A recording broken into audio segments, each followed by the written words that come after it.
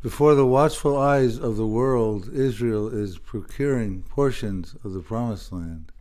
And in the process, hopes for a Palestinian state are rapidly diminishing, giving rise to anti-Semitism worldwide and exacerbating the international community, which is growing increasingly concerned it cannot reverse the course. In this program, we're going to look at the land gains Israel has recently achieved and connect the related prophecies to those territories. So stay tuned as we watch Israel seize the Promised Land.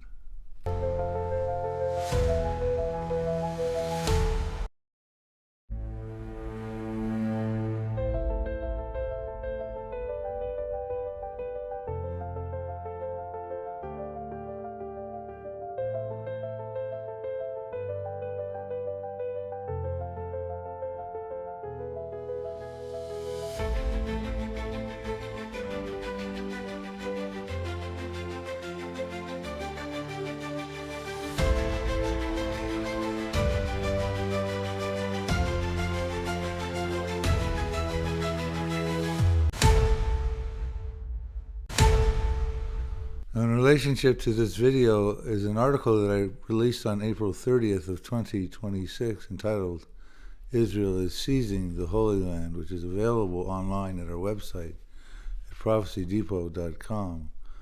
As we go through this video, there's three important things to recognize in advance.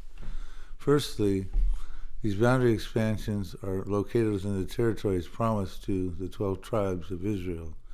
You see a map over there of the 12 tribe allotments of territory of the 12 tribes of Israel. Secondly, Israel's land gains are generally accompanied by evacuation notifications and followed by severe demolitions of the targeted cities and villages. And thirdly, that in light of October 7th, 2023, the Hamas massacre, it's likely that Israel will never voluntarily relinquish any of these newly acquired territories. It's important to note these three things as we go through this video. Before we do that, let's look at where the international community stands when it comes to Israel and the Palestinian state. Tonight, in a major move, more than 150 members of the UN now recognizing Palestine as a state, including major U.S. allies France, Canada, Australia, and Britain. A particularly historic move by Britain, given its major role in Israel's creation as a modern nation in the aftermath of World War II. A pledge to the Palestinian and Israeli people that there can be a better future. The summit taking place at the start of this high-level week at the UN 80th General Assembly, led by France and Saudi Arabia, it's more than just recognition. France is pushing a three-pronged plan to make statehood a reality. The next stage would be a ceasefire with the release of all hostages. And third is the two states, Palestine and Israel. Israel condemning the decision. We will need to fight at the UN and in other arenas against the false propaganda directed at us. All right, let's start by looking at the Israeli expansion into Syria in December of 2024. Following the flight of Bashar al-Assad in that month, Israel nullified the 1974 agreement on disengagement between Israel and Syria. The agreement established a 235 square kilometer buffer zone, approximately 91 square miles, an area of separation in the Golan Heights that was to be monitored by the UN peacekeepers to separate Israeli and Syrian forces. You see a map of the expansion that's going on. The broken black line was pre-1967. Then Israel won the Six-Day War in 1967 and took over the territory of the Golan Heights, that pinkish territory there. The turquoise color is where you see the 1974 agreement, the UN peacekeeping territory. But now you see in the purple that Israel is now expanding further into establish a much larger buffer zone. On December 8th of 2024, the Associated Press reported that Prime Minister Benjamin Netanyahu said Israeli forces were moving to control a roughly 400 square kilometer, 155 square miles, demilitarized buffer zone in Syrian territory adjacent to the Golan Heights. So you see the purple there. The move was primarily to prevent against a security vacuum in the aftermath of Assad's fall for some of these following reasons. to avoid cross-border terrorist invasions, to enable preemptive defense capabilities, for protection against Iran-backed groups, specifically Hezbollah, from taking over territory previously controlled by the Syrian military.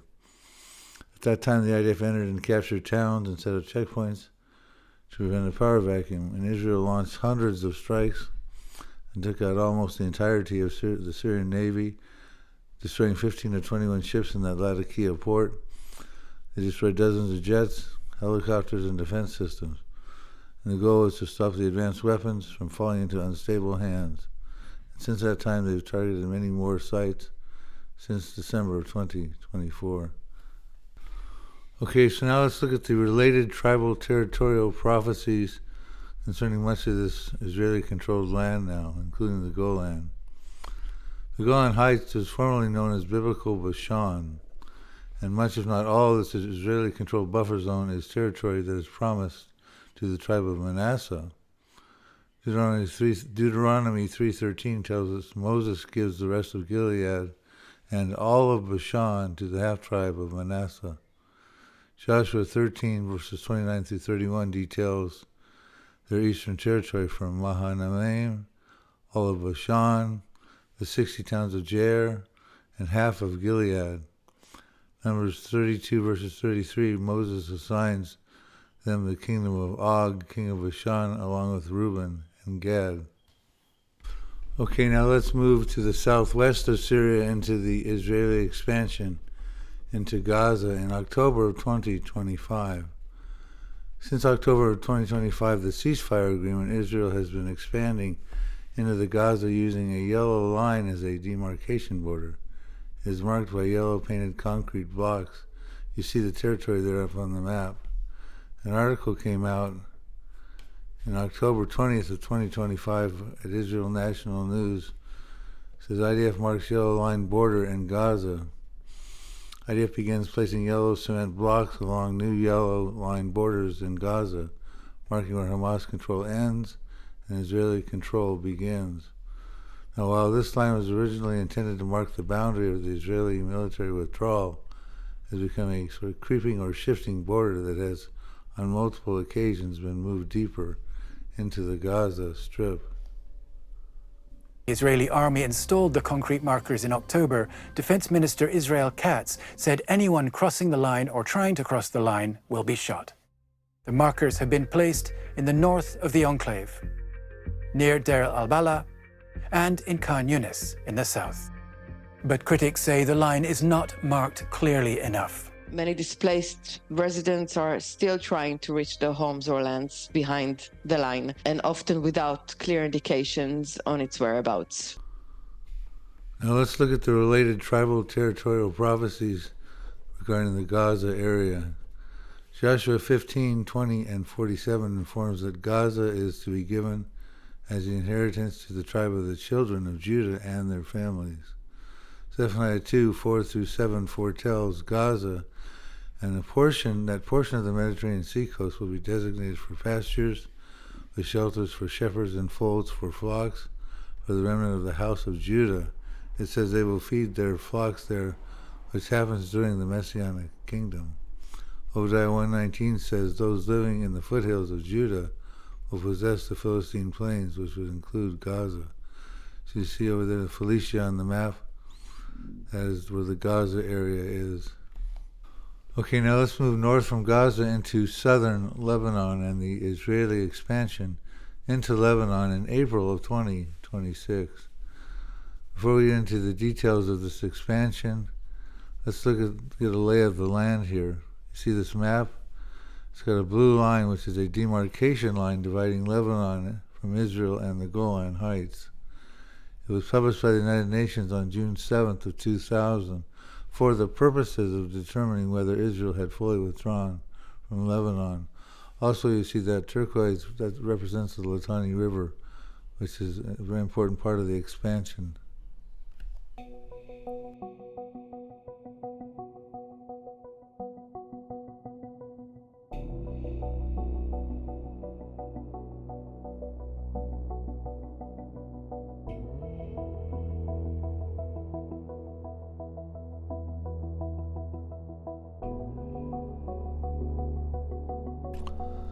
Now, Israel has also established a yellow line buffer territory in Lebanon, similar to the Gaza. You can see this yellow line identified on the map.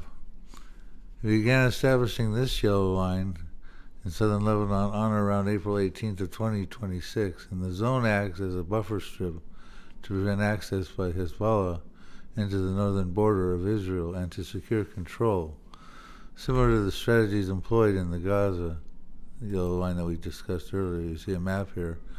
Similar strategies employed in the southern Lebanon as to the Gaza. Now, this yellow line area spans approximately 55 Lebanese villages and towns, including the Kana gas field in the Mediterranean. It functions as a sterile zone where Israeli forces have carried out systematic demolitions and infrastructure clearing to maintain control and dismantle Hezbollah's capabilities, and also force its presence north of the Litani River, Hezbollah's presence, which is about 20 miles from the Lebanese-Israeli border. I'm going to play you a video. It's from Al Jazeera, so it's going to be left-wing, pro-Palestinian, but it's very informative and worth watching. The Israeli military says it's established what it's calling a so-called yellow line in southern Lebanon. It would roughly cover the areas highlighted here, where Israeli forces want to enforce a no-go zone, restricting movement and targeting anyone who approaches it. It's based off the yellow line that Israel imposed in Gaza after a ceasefire took effect in October. The line divides the part of the strip under Israeli military control from the rest of the territory. Israeli troops there have carried out systematic demolitions, killing civilians, while pushing its boundary further into Gaza. And that's what's unfolding in southern Lebanon. However, Israel currently only occupies these areas that are marked, and it would have to seize more land in order for it to be able to enforce that so-called yellow line. To achieve this, Israeli forces have been attacking villages and towns across southern Lebanon. These are some of them. Israel has used that tactic in Gaza and to the occupied West Bank to force people out of their homes and occupy their land. The United Nations says more than 1.2 million people have been displaced across Lebanon, and many of them are from the south. They've either fled north or through the border into Syria. On April 19, 2026, the Jerusalem Post posted an article regarding the forward defense line area in which IDF soldiers are operating in southern Lebanon to thwart direct threats to northern Israel. And you can see from the map the red areas extend far beyond the yellow line. I'm going to play another short clip from Al Jazeera that starts with Prime Minister Benjamin Netanyahu speaking about his expansion in this defense line. And in Lebanon, I have now instructed the military to further expand the existing security belt in order to finally thwart the threat of invasion and to keep the anti-tank missile fire away from our border. We eliminated thousands of Hezbollah terrorists, and above all, we eliminated the enormous threat of 150,000 missiles and rockets, which were intended to destroy Israeli cities. But Hezbollah still has a residual ability to launch rockets at us, and what I discussed today with the commanders here is ways to eliminate this threat as well. Okay, let's take a view at how the situation is looking on the ground in southern Lebanon. Israel's defense minister said the ground invasion is about creating what he calls a buffer up to the Litani River, you can see there. But the Israeli military has issued forced evacuation orders further north as far as the Zarani River. Israeli forces are advancing now on multiple fronts from Nakora in the southwest to Bint Jabil in the south, as well as towards Kiam by the Litani River. So I want to show you a map here of the targeted areas of the forward defense line, with a special emphasis to the upper left on the map where you see Sidon, modern-day Saida, Zarephath, modern-day Zarephan, and Tyre. These are subject territories that will be promised to the tribe of Asher, and we'll talk about that shortly. Now, meanwhile, an article was published in March of 2026 in the Times of Israel saying Smotrich says the Litani River should be Israel's new border with Lebanon. So Prime Minister Bezalel Smotrich made a definitive statement reported by the Times calling for Israel to extend its official borders to the Litani River.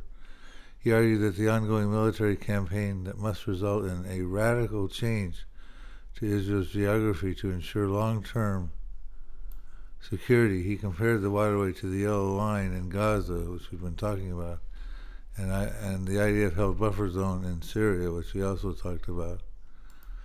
So the Yellow Line is established, and it's an important buffer zone. Now we'll take a look at the tribal territories promised to the tribe of Asher. Look at that map again of the 12 tribes in the upper left, Side and Tyre we talked about. In Joshua 19, verses 24 through 31, it allots 22 cities with their villages existing at the time, including the sister cities of Sidon and Tyre. Obadiah 1:20 tells us the Israelis will occupy the Phoenician coast as far as Zarephath, which is modern-day Saraphan. The land will belong to the tribe of Asher. Okay, let's move a bit south from Lebanon into the Israeli expansion into the West Bank, which is the biblical heartland of Judea and Samaria.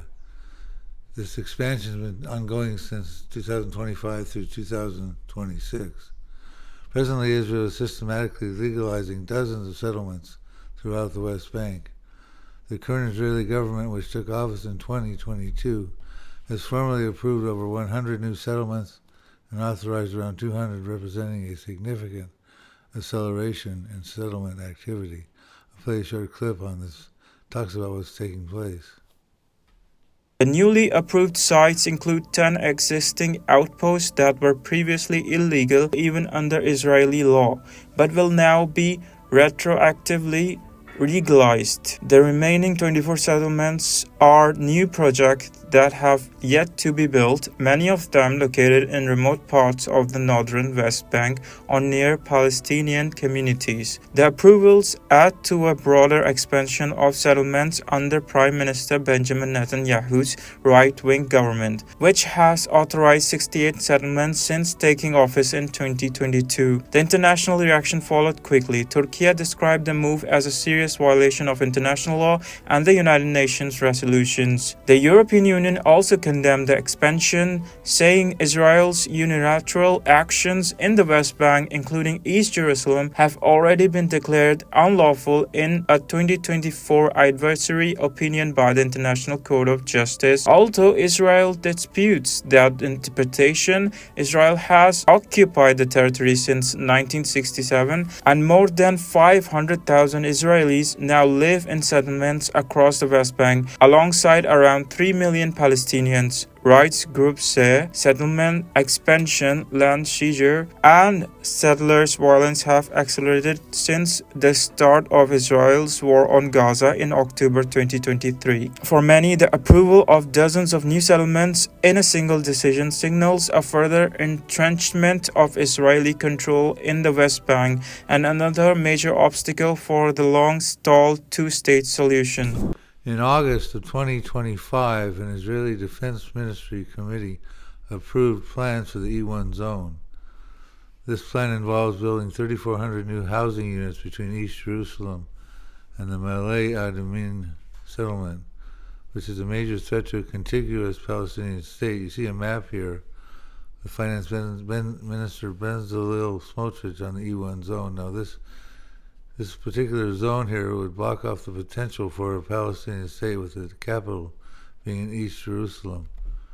Additionally, in April of 2026, an Israeli Security Cabinet approved another 34 new settlements in the West Bank in a single record-setting decision, deepening the Israeli presence in Judea and Samaria. Okay, now let's look at the related tribal territorial prophecies for Samaria and Judea. The Bible primarily identifies the region of Samaria as the central inheritance of the descendants of Joseph, specifically divided between the tribes of Ephraim and the half-tribe of Manasseh, west of the Jordan. As part of a double portion blessing, the verses tell us that Joshua 16:1-4 defines the allotment for the descendants of Joseph, Ephraim and West Manasseh, tracing its borders from the Jordan near Jericho through the hill country. Joshua 16:5-9 specifically outlines the borders of the territory given to the tribe of Ephraim. Obadiah 1:19 specifies that Israel will possess the fields of Ephraim and Samaria. Joshua 15:1-12 details the boundaries of the land of inheritance for the tribe of Judah, marking it as a protected southern area. You can see them on the map there. It's Ephraim, West Manasseh, and Judah. Thus far, we've looked at the expansion of Israel into Syria and the advances with the yellow lines in Gaza and Lebanon, and the settlement approvals in the biblical heartland of Judea and Samaria. But that's not all. Additionally, there's an Israeli expansion in Obadiah, chapter 1, verses 19-20. We'll take a look at those territorial gains in just a moment. But before we do, let's look at how Israel is able to achieve those gains by looking at Obadiah 1, verse 18. I call it the Palestinian prognosis, and I'll explain why after I read the verse to you. It says, the house of Jacob, read that as Israeli defense forces, shall be a fire, and the house of Joseph a flame, also the Israeli defense forces. But the house of Esau, represented by the Palestinians, shall be stubble, and no survivor shall remain in the house of Esau, for the Lord has spoken. Now, Esau fathered the Edomites, and the Edomite descendants have ethnical representation in the Palestinians today. Not all Palestinians are of Edomite descent, but we can clearly trace their lineage and connect them to the Palestinians and in this prophecy. So we find that there's going to be a war that ends the Palestinian-Israeli conflict, not a diplomatic solution. This verse tells us how it's going to happen. House of Jacob will be a fire, the house of Joseph a flame, but the house of Esau will be reduced to stubble with no survivors. Then in the aftermath, Israel will expand. We're told in verses 19 and 20 of Obadiah chapter 1, those in the Negev shall possess Mount Esau, and those of the Shephelah shall possess the land of the Philistines. They shall possess the land of Ephraim and the land of Samaria. And Benjamin shall possess Gilead. The exiles of the host of the people of Israel shall possess the land of the Canaanites as far as Zarephath. And the exiles of Jerusalem who are in Sepharad shall possess the cities of the Negev. Let's look at those territories, identify them on a map, modern day map. You see they're listed on the left in the key. Number 1, Negev, that would be down in the southern area. You see there, and number 1 on the down toward the Sinai area, and the Negev. Mount of Esau, number 2, would be southern Jordan. Shephelah, number 3, you see it there. Number 4, the Gaza area, the Philistines. Number 5, Ephraim, sort of in the mid part of the map. 6, Samaria, similar. Benjamin, number 7, over there by the Golan. Gilead, number 8, by the Golan as well, into Syria. 9, the land of Canaanites, which is predominantly all of Israel. And Zarephath, which is in southern Lebanon, that tribe of Asher, we talked about that. So in the aftermath of defeating the Palestinians and the Arab-Israeli conflict overall, Israel's going to acquire much of this land right here. So we're witnessing that tiny little country called Israel, about 8,630 square miles, roughly the area of the size of New Jersey, is in the process of acquiring portions of the Promised Land in fulfillment of Genesis 15:18, which tells us that to Abraham, your descendants, I have given this land from the river of Egypt, probably the Nile, to the great river, the river Euphrates, which courses through modern-day Syria and Iraq. This promised land is approximately 288,000 square miles, roughly 36 times the size of Israel today. When the Messiah returns in the second coming and establishes his reign in the Messianic kingdom for 1,000 years in the millennium, Israel will achieve and acquire all of this land. But meanwhile, we're seeing them incrementally expand into it territorially, as this program has shown. So thank you for watching, and stay tuned as we watch Israel continue to seize precious portions of the Promised Land. I really want to thank you for watching this video. If you enjoyed it, and if you have not already done so, please consider subscribing to our YouTube page at Prophecy Depot Ministries. Bill Salus, you can go on YouTube and search Prophecy Depot Ministries. Also, take the time to visit our product page at prophecydepot.com watchful.com. You'll find my books and DVDs there. We even have bundle deals, discounts of books and DVDs for you. While you're there, also check out our spiritual survival kit for those left behind thumb drive. It's specifically designed for your loved ones who might get left behind so they can know what's forthcoming in the days in which they'll be living. It would include a Bible, some letters of instructions from me to them, my books and DVDs for the Here to Eternity series, the Now Prophecies, what could happen now at the present time. The Next Prophecies, what has a few preconditions but are stage setting, could happen after the Now Prophecies. The Now Prophecies have no more preconditions. The Last Prophecies, which include the prophecies in the first half of the tribulation. The Final Prophecies, which include the prophecies in the second half and final half of the tribulation. And then we conclude the series with the Millennium Prophecies and the New Jerusalem. Additionally, while you're there, you'll see my new book and DVD called The Future War Prophecies. And you see some of the topics that are discussed there: the First War of Iran, the war we talked about in this video with Israel and Syria, the proxy war that shakes Israel, Psalm 83, Ezekiel 38. You see the list of these different topics up there. Please visit and consider purchasing this book and DVD as well.